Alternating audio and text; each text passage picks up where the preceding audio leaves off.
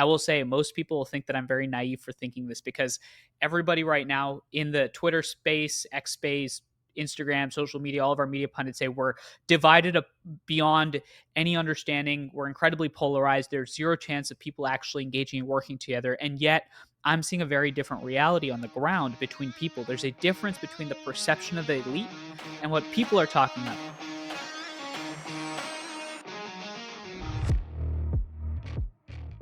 Welcome, amazing friends, to episode 79 of The Hopeful Majority. I'm so grateful to you for listening to the last episode where we interviewed our amazing Columbia student leaders that are facilitating dialogue on complex issues like Israel-Palestine. I'm glad that that episode resonated. Today is a monologue conversation about a very specific and interesting topic. This episode is being released on Martin Luther King Day, one day before President Trump's inauguration. And I think that President Trump has a historic opportunity to do something. What is that something?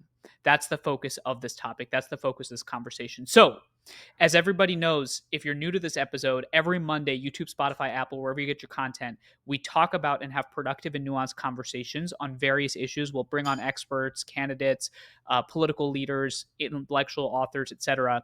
And we'll also discuss the goal of the show, which is to build this majority of people that believe in civic dialogue, understanding people that are different than ourselves, to be able to actually listen and empathize and engage. Because if we can't listen to people that are different than us, then I don't think we've got a democracy. That's the spirit of the show, and I'm so grateful for all the new people joining. Also, if you're wondering what happened to the giant book stack, well, I've got a lot of comments about the book stack, and that's because it's a new year, 2025, so we're going to slowly build this stack up as the year progresses. Now, with that, and if you're listening to this on Spotify and Apple, you're like, Manu, what book stack are you talking about? Hop over to YouTube and you'll see what I'm talking about, pointing out right now.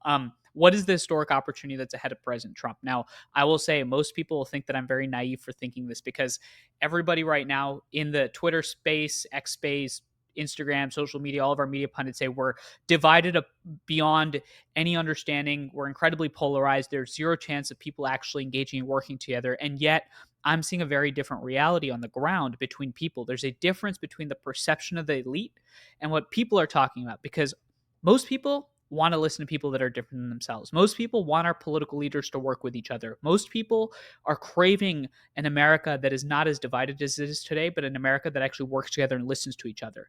And if you've been following the tragic fires that are engulfing Los Angeles over the past 2 weeks and the tragedy that has ensued as a result of that, you'll see that the elite partisan rhetoric around these fires is just one more example of actually how pernicious the problem of division is at the levels of our elite.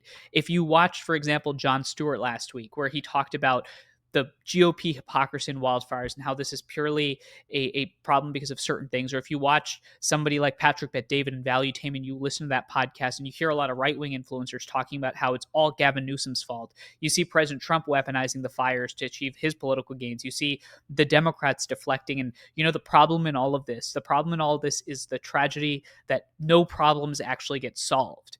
Everything is a fight about politics. Everything's a fight about our party. If you're wondering just how crazily divided and pernicious the polarization brain rot is within our elite, every right-wing influencer, you can predict what their response is to the fire, and every left-wing influencer, you can predict what their response is to the fire, because they're all saying the same thing in their own little tribal camps. And again, the tragedy is that the problems do not get solved when we put party above actual problem solving. And I think that's the opportunity of the hopeful majority, because people are crazily demanding an alternative to the status quo we live in. If we want to solve our pressing problems, if we want to solve our tragedies, we have to actually bridge our divides. So what is the historic opportunity in front of President Trump? 3 things. First, and actually this is quite evident in the historic Hamas-Israel ceasefire deal that was just reached. Believe it or not, the Biden administration officials acknowledged for the first time, I think, that has ever occurred between Biden and Trump teams, that President Trump's team was foundational in helping to reach some sort of ceasefire agreement.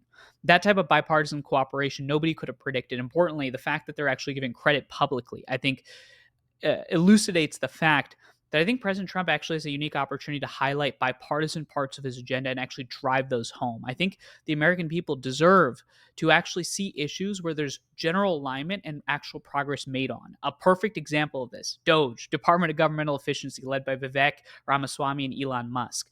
That's an agenda that a lot of shows, whether it's the All In podcast or other shows have talked about, that's an agenda that people can actually get behind. This idea that we're trying to make our government more efficient and that we're trying to reduce the costs and we're trying to make sure that the government works for and by the people, through the people. That's foundational. And that's something that doesn't deserve to be politicized. So I think the first thing that President Trump has in terms of a historic opportunity is to identify areas of his agenda that he says are things that he wants to work with the other side on. Here's the key thing: presidents have unified and brought together Americans from across different political spectrums, different parties, different avenues while pushing their agenda through. I know that if you're somebody that's a MAGA supporter, somebody that's a deep President Trump supporter, you're probably thinking, to hell with unity. We got to actually push our agenda through. We've got to mandate. We've got to close the border. We've got to rip out DEI from different institutions. Here's the historic fact. Presidents, whether it's someone like President Teddy Roosevelt, President Abraham Lincoln, President Ronald Reagan, there's a history of presidents, President FDR, where they've achieved their goals of their agenda while trying to unite the American public behind their vision. I think we need to see leaders actually making attempts to unite people around a common vision. Because if we don't see that, I think people are becoming more and more apathetic. I mean, you're listening to the show. I think that's the opportunity. That's something we got to call for. That's I think step number one is I think President Trump has an opportunity to highlight parts of his agenda that can be genuinely bipartisan and can get real progress on. Number two is something that I don't think most people would imagine I would actually suggest, which is I think President Trump and the administration should create something like the Office of Bridge Building. What is the Office of Bridge Building? It's this idea that we have an effort within our government, within our institutions, our local and civic institutions, to actually focus on how to build bridges within everyday American people at different levels. Now, President Biden, believe it or not, had an initiative like this, and he called it the Biden Unity Summit. Now, a lot of people on the right were pretty skeptical of that because they thought that effort was not genuine or authentic. Now, nobody would expect somebody like President Trump to create the Office of Bridge Building because a lot of people, whether you're on the right and left, everyone agrees that President Trump is a very divisive figure. I think there's an opportunity to do something different. If you actually created an institutionalized effort to support and advance efforts where people of everyday backgrounds, differences, agreements can actually come together and listen to each other, I think that is profoundly useful. And here's the thing: no influencer is talking about this stuff. No podcast is talking about this stuff. And that's where you get this at places like the Hopeful Majority, because our goal is let's actually elevate nuance above outrage. And the way you challenge and break the outrage industrial complex, we talked about this in the last episode, is to actually start to identify ways in which we can work together, right? To actually incentivize productive engagement. I know that this show is going to get flack for saying, well, what if President Trump created real bridging efforts where we got together people of different backgrounds and got them talking and listening? You might say that's some feel-good kumbaya nonsense. Here's the fact: people want it. People are ready for it. In fact, you can check out my Forbes column right here where I talk about what it means to actually create a more pluralistic democracy, because I think it's possible. And we've talked about this on previous episodes.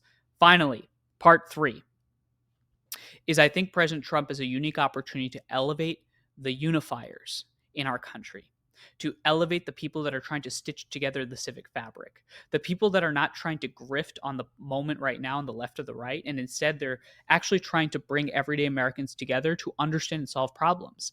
I think that he should bring together pastors, civic institutions, teachers, firefighters, folks that are focused in their local communities in trying to work past differences. Because the fact is, while politics is really important, real problems have to get solved. And somebody's solving these problems. And you know who that is? I think it's the people in our communities that are standing there defending their communities, that are helping people irrespective of their party. If you visited LA in the last few weeks, you could see just the amount of human empathy and human kindness in the face of tragedy. Politics does not get in the way. And you know why politics shouldn't and should never get in the way? Because the idea of e pluribus unum, this American experiment out of many one, is one where we actually try to work across differences.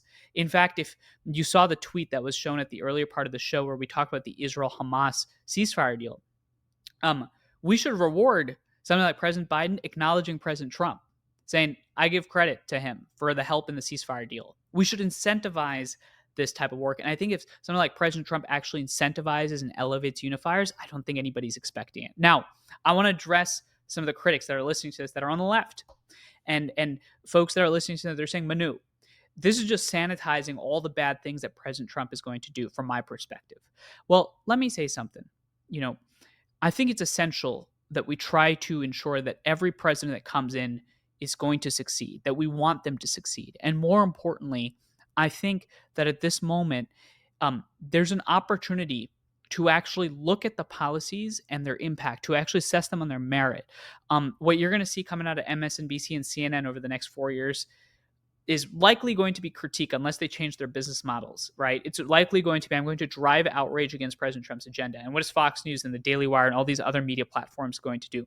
They're going to support because that's what their audience wants. But if we can actually start to shift this cycle of polarization, I think we can get somewhere. And here's the other thing. Here's the key. Believing in a leader that disagrees with you on different things does not necessarily mean that you sacrifice your convictions on various other issues. Let's say that you think, I'm glad that President Trump helped reach a ceasefire deal with Israel Hamas. That doesn't mean necessarily that you abandon your convictions about the border, right? And I think that that same burden lies with the right when it comes to supporting an administration that might be against them. Because ultimately what matters most is we, the American people. And that brings me to this day. Today is Martin Luther King Day. And tomorrow's the inauguration. And as President Trump outlines his vision, his thoughts for the next 4 years, I think it's important that we think about the call that Dr. King had for Americans through his March for Freedom and the call that he had to Americans across the country when it came to understanding our civil rights.